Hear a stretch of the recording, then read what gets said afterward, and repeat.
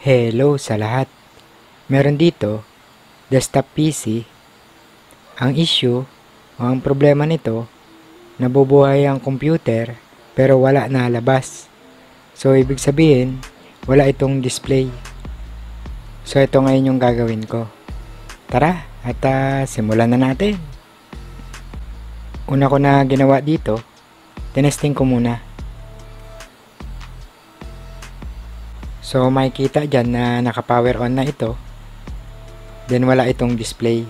At makikita na naka-onboard lang ito o wala itong graphics card. Then makikita na kinabitan ko ito ng BGA.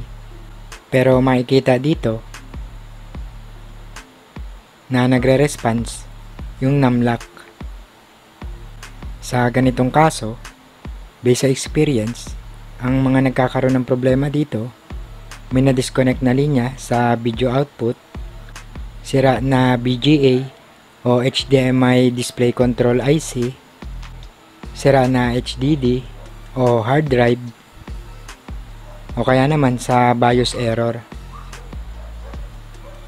Sunod na ginawa ko, sa HDMI ko naman ito itinesting para masigurado na walang problema yung display controller. Then makikita na wala pa rin itong display. Then ganun pa rin yung nangyayari, nagre-response pa rin yung numlock. Sunod, clear CMOS. Sa pag-clear nito, i-jump nyo lang yung pin 1 at yung pin 2 gamit ang metal na bagay. Then isi-short lang yan ng mga 10 seconds. Then ngayon, testing na. Makikita dyan na wala pa rin itong display o ganun pa rin yung problema. Kaya nag-decide na ako na ibaba na yung mainboard para ma-check ng mabuti.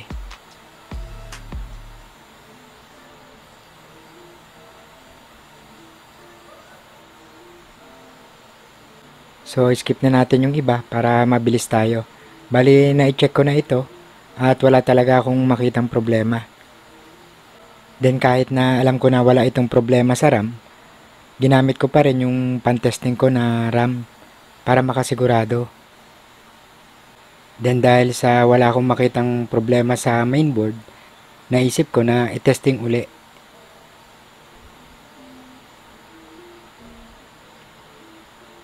Then ngayon makikita na nagkaroon ito ng display.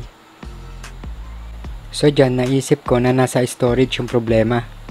Dahil kanina, naalala ko nung tinetesting ko pa lang, nakakonect yung SSD at yung hard drive nito.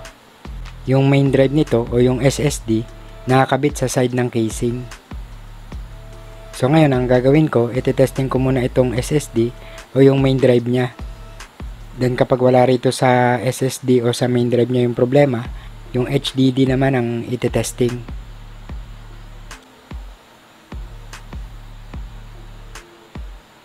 So ngayon makikita natin na nakapower na ito at nakakonect na yung SSD.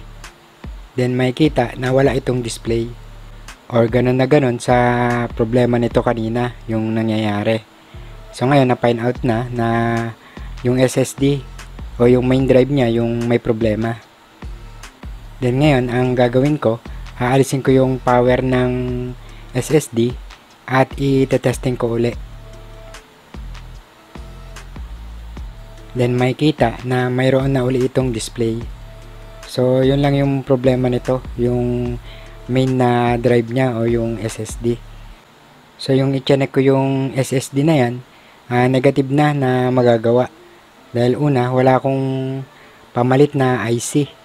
Kaya ang nangyari dito, SSD replacement na. So hindi ko na ipapakita yung pagbalik nito o pagbuo uli nito. Ang mahalaga lang rito, nalaman natin kung saan yung naging problema. So hanggang dito na lang muna. Sana nakatulong tong video natin at may natutunan tayo kahit na konti. Lalong-lalo na sa mga bagong tulad natin. At hi and hello na sa mga tropa, sa mga master, sa mga nag-upload ng mga totoong impormasyon, sa mga sumusuporta at mga nagtitiwalang magpagawa sa atin. Ayun. Thank you sa inyong lahat. At yun, okay na to. Okay. Okay.